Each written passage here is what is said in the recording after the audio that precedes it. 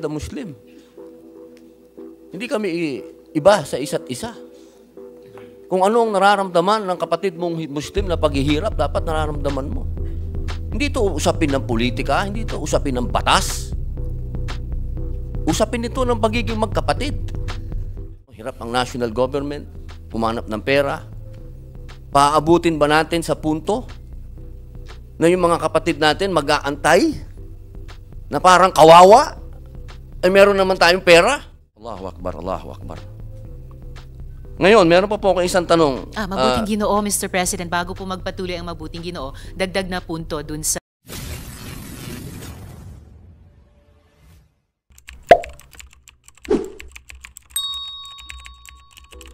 What's up mga tol? Senator Idol Robin Padilla at Senator Risa Hontiveros. Mainit ang debate sa naganap na plenary deliberation sa pagpropose nga ng budget ng Face Recognition and Unity o UPA Pro at BAR-MM na kung saan nga ay 9.7 billion ang kailangan para matupad ang target na normalization program na kinasasangkutan nga ng 14,000 MILF combatants. Ayon pa nga sa naging pahayag ni Idol Senator Robin Padilla at Senator Risa Hontiveros. At sa lahat po ng bumubuo ng Marawi Compensation Board, ako po ay may ilang lamang mga katanungan sapagkat isa po ako sa mga nalungkot noong sinaabi ng chairwoman ng Marawi Compensation Board, si Atty. Latif, na 1 billion lang. 1 billion lang ang nailaan na budget. Sapagkat sa loob lamang daw po ng 3 buwan o 4 na buwan, nauubos yun. Sapagkat napakadami po talagang naapektuhan nitong siege na ito. Katunayan ay nakailang pulong kami ng board patungkol po rito. At ako naman po ay naligayahan sa mga narinig ko ngayon na meron pang 6 na bilyon na unprogram. Kaya ako po ay lubos na nagpapasalamat sa inyo bagamat ito po ay hahanapin pa. Pero ang mahalaga ay ito po ay naisulat na. Nasa batas na. At naniniwala po ako dahil ito pong mga nangunguna sa pagsulat nitong batas na ito, nandirito lahat ngayon sa 18th Congress. Nandiyan po si Senator S.P. Subiri, nandiyan po si Senator Angara, nandiyan po si Senator Bato, si Senator Go, nandiyan po kayo. Naniniwala po ako at nagdarasal ako na itong 6 na bilyon na ito makakarating sa mga nabiktima sa Marawi. Alam niyo po, Ginang Pangulo, napakahalaga po talaga yung ating concern sa tinatawag natin external threats. Pero mas dapat po nating pagtuunan ng pansin yung internal threats. Sabi nga nila, bago natin isipin yung panlabas, isipin muna natin yung panloob. Kaya nga sa usapin ng pananampalataya, di ba, kailangan daw yung unahin natin yung ating sarili bago yung panlabas, yung loob natin. Sana ito po yung wisdom na makuha natin dito. Na itong mga kapatid natin sa Marawi, biktima po ito. Hindi sila biktima ng ating kasundaluhan, kundi biktima ito ng terorismo. Isang adhikain, isang ideolya na foreign. Dayuhan ito. Hindi ito kailanman na matatanggap namin na ito ay Islamic, number 1. Hindi po ito Islamic. Ito po ay terorismo na nakapasok sa ating bansa. At ito ay foreign. At ito po ay hindi nawawala itong threat na to. Nandito pa rin po itong threat na ito. Hanggat yun pong mga ipinangako natin na mga makukuha nilang masasabi po natin compensation sa gobyerno, hanggat hindi po natin yan na ibibigay, lumalakas po yung threat na yan. Sapagkat yan po ang gagamitin noong mga terorista para kumbinsihin pa yung mga bata. Kasi alam niyo po, ang karamihan sa na impluwensyahan ng terorista na to, mga bata. Sila po yung kinamkam ang mga pag-iisip at naniwala sa ideolyang terorismo. Kaya sana, ang akin pong salmo sa ating mga kasama dito sa Senado, unang-una na po, siyempre, sa inyong ginang, na ipaglaban po natin ang program na yan. Sapagkat laking bagay po yan. Kasi napakahirap po na may makakasingil ng 3 buwan. Kasi yun po, 3 buwan may nakasingil. Paano yung mga susunod dun sa 9 na buwan? Baka imbis na yung tuwa nila na makakasingil nila, tapos hindi nakasingil, mapunta po sa galit yun. Kaya sana po, ay bantayan. Alam ko po, babantayan nyo, ma'am. Dahil wala naman po kayong pinaglaban na hindi nyo binantayan. Kaya inaasahan po naming lahat ng mga kapatid ninyong Muslim na yung 6 na bilyon ay maging makatotohanan. At ngayon naman po, bukod po dun sa pera, kasi talagang meron po bang livelihood na tayong pinapangako sa ating mga kapatid? Kasi alam niyo po, sa Marawi, ang mga Maranao po, kilala po yan sa pagiging masipag. Wala po kayong makikilalang Maranao na tamad. Lahat po yan, nagtatrabaho. Bigyan mo yan ng piso, bigyan mo lang ng ilang taon, yung piso na yan, 100 yan. At hindi po maipagkakailan ng Green Hills. Sila ay namayani, sila ay yumaman, sila ay tinitingala ngayon ng Green Hills dahil sa mga Maranao. Meron po ba tayong livelihood na ibibigay sa kanila? Opo, mabuting Ginoo, Ginoong Pangulo. Sa Section 56 ng IRRs ng ating batas, nakasaad doon na kasama ng iba't ibang mga ahensya, ang BARM, ang mga LGUs, magpo-provide din po ng patuloy na access mismo sa livelihood programs. Dagdag pa po doon, plano po ng Marawi Compensation Board at harinawain siya sa suporta ng ating Senado o ng buong Kongreso makapag-provide ng kinakailangang financial literacy skills training sa mga pati sa recipients ng monetary award. So may monetary award na po, meron pa pong gustong idagdag na financial literacy skills training para siguruhin na yung matatanggap nila ay mailalaan sa productive use. At yan po, mabuting Ginoong Pangulo, ay kaugnay nung unang punto na sinabi ninyo kanina. Dahil naalala ko po, a few weeks pagkatapos na matapos yung gera dun sa Marawi, at nandun po kami sa isang evacuation center kasama nung mga kabaro namin ni Chair Maysara, mga babae, kapwa babae namin, mga nanay. Yung isa sa napakaraming bumabagabag sa kanila ay talagang nag-aalala sila sa kanilang mga anak na hindi sana daw dapat mangyari, na dahil sa trauma nung gera ay ma-attract din sa ganung klaseng mga mararahas na gawain sa isang panig man o sa ibang panig nung gera.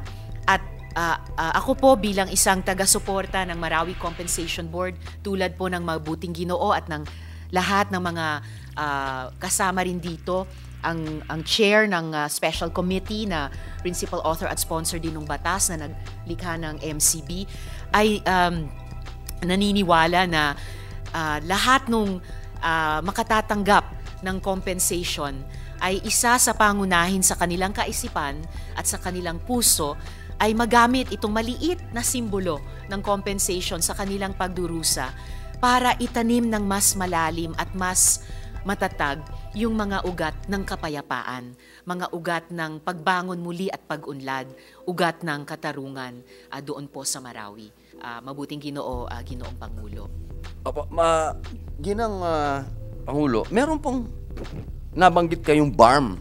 Pwede po bang malaman kung ano ang ginagawa ng BARM para sa Marawi Compensation Board?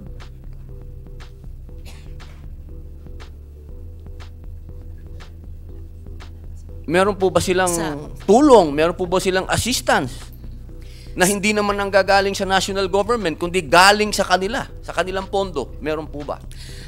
Mabuting Ginoo, Ginoong Pangulo, ayon po sa chair ng MCB, sa ngayon, sa pagsisimula ng pag-award ng board sa mga beneficiaries, ay wala pa pong nagiging papel ng BARM. Pero mabuti po napag-usapan din po natin iyan Mabuting Ginoo, dahil nga nag-iisip po tayo ng pwedeng panggalingan ng dagdag na resources para matupad ng MCB ang kanilang mandato. So posible pong i-explore pa po natin ito kaugnay ng BARM. Dagdag po dyan, Mabuting Ginoo, Ginoong Pangulo, in particular po yung Ministry of Social Welfare and Development ng BARM. Sa ilalim po ni Minister Attorney Raisa Jaljuri ay maaari pong makatulong at aming pong aalamin po iyon at kukonsultahin sila. Mabuting Ginoo. Sige po. Yes, Senator De La Rosa is recognized. With the permission of Senator Padilla, Opo, sir. Madam Sponsor, Yes, during our hearings, we heard that from members of Parliament of BARM, they say that naglalagay rin daw sila ng pondo para makatulong dyan sa Marawi SIDS victims. So siguro, it's just a matter of coordination with the board. Baka pwede nyo silang kausapin na maka-avail yung victims ng yung suggestion ni Senator Robinson Padilla, yung mga livelihood. Baka pwede silang maka-offer dahil alam natin may sariling pondo, yung may block grant yung BARM, di ba?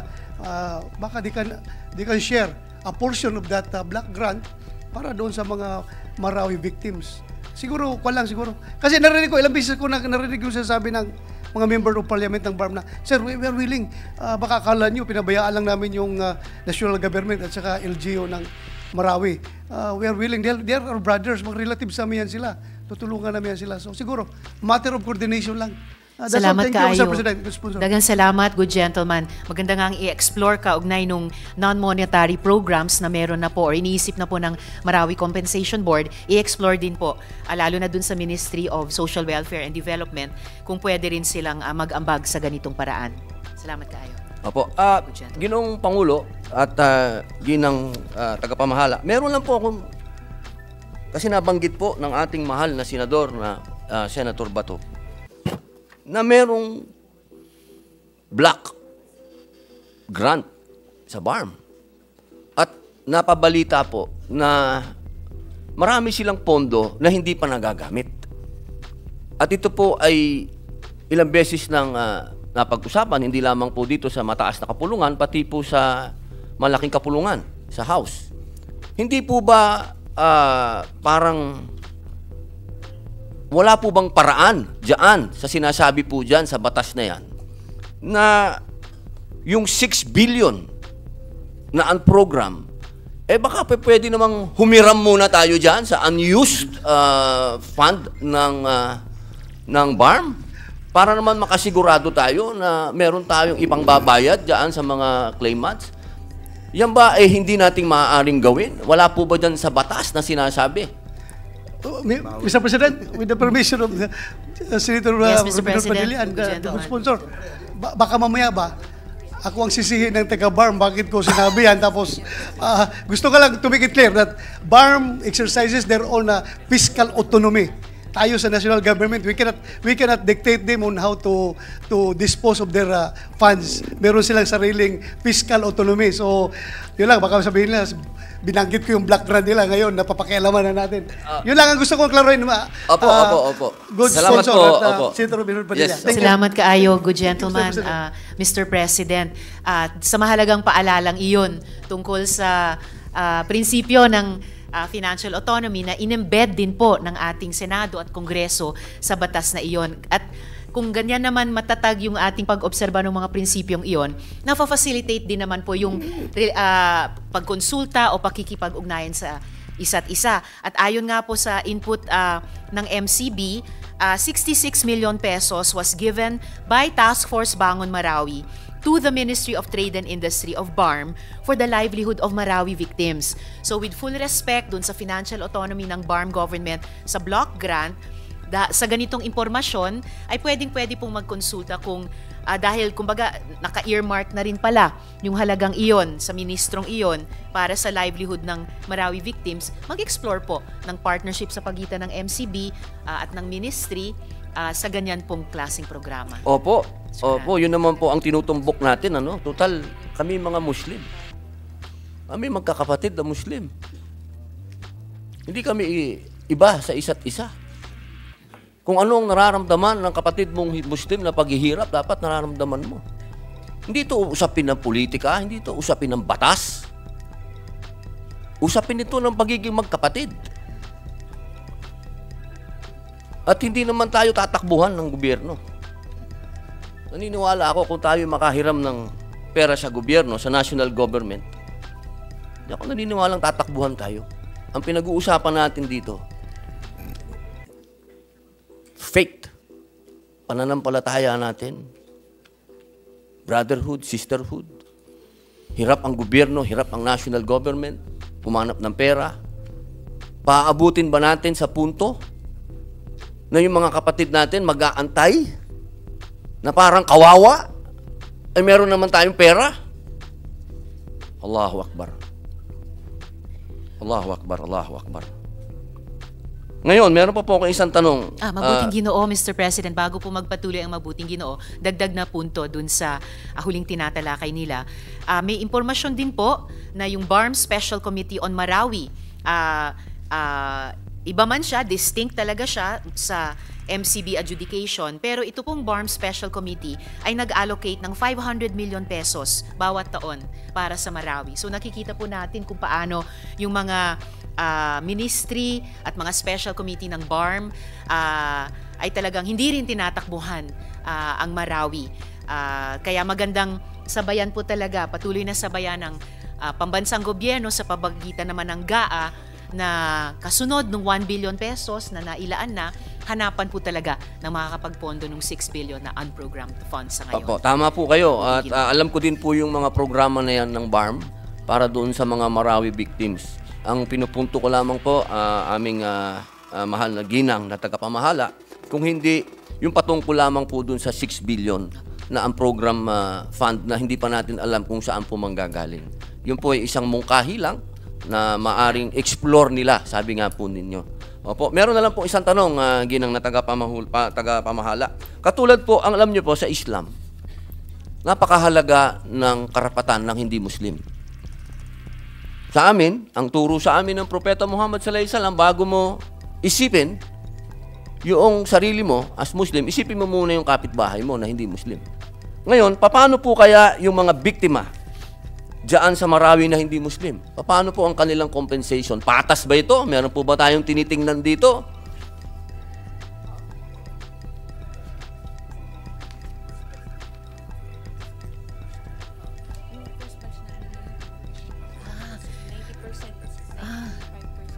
Mabuting Ginoo, Ginoong Pangulo. Ang gandang tugon po, may Sara. Ang gandang halimbawa dun sa sinasabi ng mabuting Ginoo dahil nagkakataon po na listed first pa nga sa priority of claims pati yung mga non-Muslim victims, halimbawa na namatay nung siege, kasama po sila sa compensation package. Ayon po sa Marawi Compensation Board, halos 90% ng mga death claims ay non-Muslim laborers mula po sa mga malalapit na syudad ng Iligan, Initaw, Naawan at iba pa. Dagdag pa po doon, yung unang batch ng recipients para sa monetary awards ay death claims po at magkakaroon nga po ng commemorative program sa susunod na Lunes para ibigay yung unang batch ng awards. Nagkakataon po, anibersaryo ng Marawi Liberation. Mabuting Ginoo. Yan na po ang pinakamagandang narinig ko ngayong araw na ito. Sapagkat dito po napatunayan ng Marawi Compensation Board na itong board na ito ay pinapatakbo ng mga Muslimin at Muslimat. Alhamdulillah Rabbil Alamin. Maraming salamat po, Ginang Tagapamahala. Maraming salamat po, Ginoong Pangulo. Salamat po, Mr. President. Tol, maraming salamat sa panonood at patuloy na suporta. God bless you sa inyo lahat at hanggang sa muli. Paalam.